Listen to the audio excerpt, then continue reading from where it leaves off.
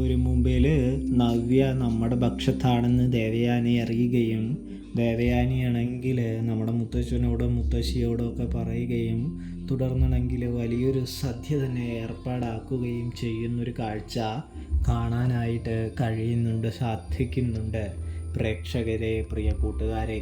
തുടർന്ന് ദേവയാനിയാണെങ്കിൽ നയനയോട് പറയുന്നുണ്ട്, ആദർശനോടും, അതായത് ഈ ജീവിതം പോയെന്ന് കരുതി പേടിക്കണ്ട, അവൾക്ക് നല്ലൊരു ജീവിതം നമുക്ക് കണ്ടെത്തി കൊടുക്കണമെന്ന് പറയുന്നത് കാണാം.